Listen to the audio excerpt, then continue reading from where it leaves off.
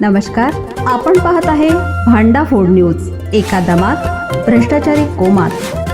Social media, कर्जबाजारी, गुन्हेगारी, सट्टेबाजी, चोरी, मटका, जुगार, दारू, सावकारशाही, न्यायाच्या प्रतीक्षेत प्रशासन.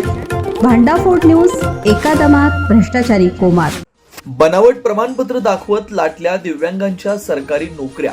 719 कर्मचारी चौकशीच्या कचाट्यात. नागपूर, महाराष्ट्रात बनावट अपंगत्व प्रमाणपत्र दाखवत सरकारी नोकरी मिळवल्याचे प्रकरण समोर आले.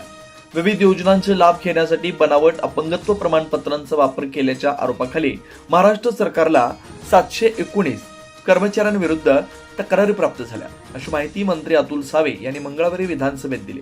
ते म्हणाले की केंद्र आणि राज्य सरकारच्या सूचनांनुसार अपंगत्व प्रमाणपत्रांची पडताळणी अनिवार्य करण्यात आली आणि जर काही अनियमितता आढळली तर कठोर कारवाई केली जाईल.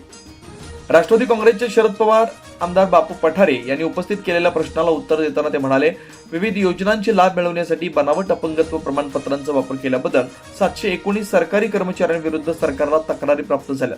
यात साताऱ्यात 78, पुण्यात 46 आणि लातूरमध्ये 26 कर्मचाऱ्यांविरुद्ध तक्रारी दाखल करण्यात आल्या. पुणे जिल्ह्यात बनावट प्रमाणपत्र सादर केल्याबद्दल 21 कर्मचाऱ्यांना निलंबित करण्यात आले आणि नंदुरबारमधील 2 कर्मचाऱ्यांना काढून टाकण्यात आलं. सरकारी निर्देशानुसार ज्या कर्मचाऱ्यांचे प्रमाणपत्र बनावट आढळून आलाय किंवा ज्यांची दिव्यांगता 40% कमी प्रमाणात आढळून येईल त्यांना दिव्यांग जन अधिकार अधिनियम 2016च्या अंतर्गत कलम 11 नुसार दंडात्मक कारवाईला सामोरं जावं लागलं.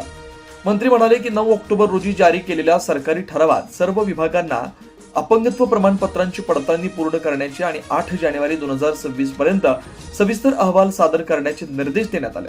मंत्री अतुल सावे यांनी सांगितलं की आतापर्यंत 719 कर्मचाऱ्यांविरुद्ध बनावट अपंग प्रमाणपत्रांबाबत तक्रारी प्राप्त झाल्या आणि संबंधित विभागांना प्रकरणांची चौकशी करून नियमानुसार कारवाई करण्याचे निर्देश देण्यात आले.